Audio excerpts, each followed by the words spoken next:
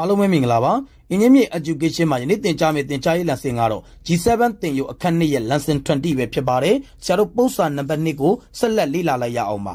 ပုဒ်စာနံပါတ်2မှာဆိုရင်40နဲ့56တို့ကိုအပြတ်စားနိုင်မိအကြီးဆုံးကိန်းကို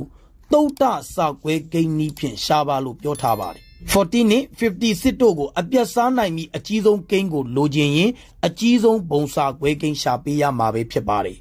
ထိုအကြီးဆုံးပုံစာခွဲကိန်းရှာတဲ့အခါမှာသုတ္တကိန်းနည်းဖြင့်ရှာပေးရမှာပဲဖြစ်ပါတယ်ထို့ကြောင့်ကိန်းတစ်ခုစီဤစာခွဲကိန်းရှာပါမယ်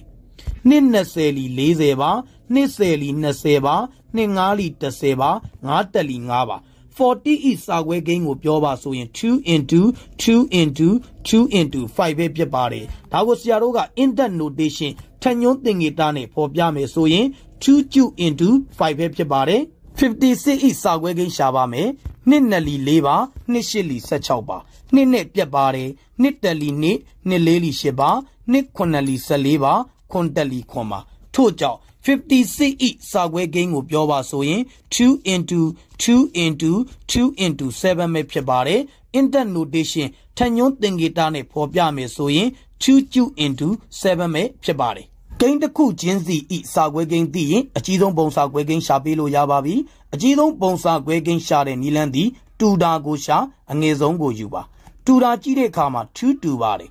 2သည်ကြီးတာငယ်တာမရှိသည့်အတွက်တစ်ချိန်ပဲယူပါမယ်ထို့ကြောင့်2ကျူပဲဖြစ်ပါတယ်